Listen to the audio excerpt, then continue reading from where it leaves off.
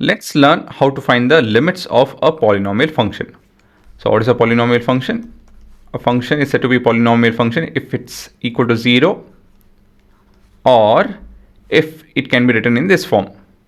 So that's the basic idea of polynomial. I don't want to go in depth about that. So there are important results that we will use to solve it, and it starts with the following: limit of x as x tends to a. This will be equal to a.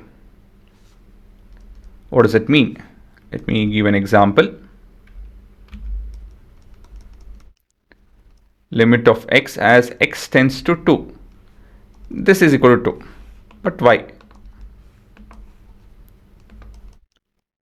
Approximately it is equal to 2. But why? Well, I would like to show with this example. So we are looking at a f of x which is equal to x, a linear function. So we can see for input of 0 we have an output of 0. For an input of 2.5, let me zoom in, it will make it clear. So for input of -4 we have an output of -4. For input of -2 we have an output of -2. So clearly we can see that it is a linear function which is of the form f of x is equal to x. Now I'm talking about approaching 2.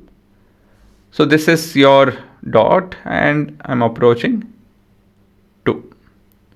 So we can see that that's the best possible that I can go, 1.9, and the answer is 1.9. So I can approach even closer. This is good enough, but I can approach even closer. Let me do that.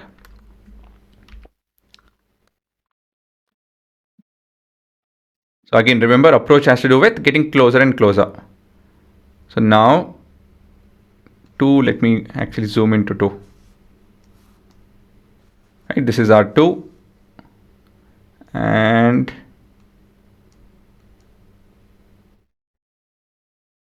yeah, I have a better value, better than before. Before it was 1.9. Now it is 1.98. Let me get even closer.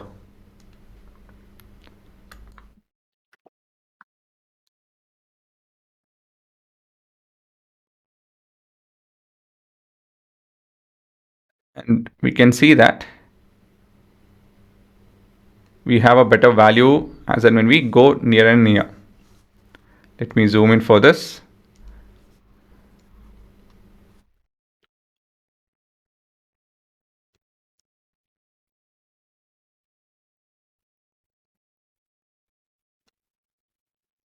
Right, I can get even closer if I keep on increasing. See, if I keep on increasing the accuracy, the sensitivity of the bar by changing this value, I can get closer and closer.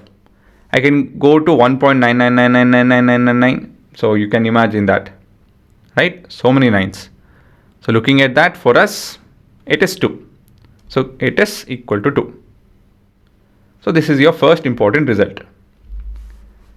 Now, limit of say x to the power of n or x square. On this we will base our next result, x square as x tends to a. So we just learned that we can rewrite this as x square. Let me do it here itself. Limit x into x. If I have two functions which are multiplying each other, what can I do? I can apply the limit individually. We just learned that, right? So I'm applying the limit to individual terms, subterms. So this is a and this is a. So basically this is a square. Now with the concept of mathematical induction that you guys have might not have studied. If you have studied, then good. Limit x to the power of n as x tends to a will be equal to a to the power of n. This can be done with the help of, it can be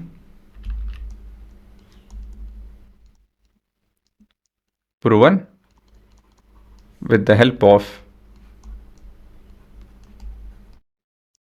mathematical induction. Okay guys, if you not studied this, you can web search this, you'll understand. It's a very simple concept, but yeah, I can't explain the entire chapter in this set of videos, right? Another new chapter altogether. But the concept is quite simple. Okay, so we can take up any example. It's a simple limit, say x to the power of 4 as x tends to 5. It's nothing but 5 to the power of 4. As simple as that. So we have the complicated versions. Based on this, we can take up x to the power of 4 plus 5 into x to the power of 3. A bit of complication. We can increase the complexity of the problem, but the funda remains the same. So I don't want to dive deep into this. Dive deep into this. Sorry, dive deep into this. So we will see this set of problems a bit later. But yeah, theoretically, this is it.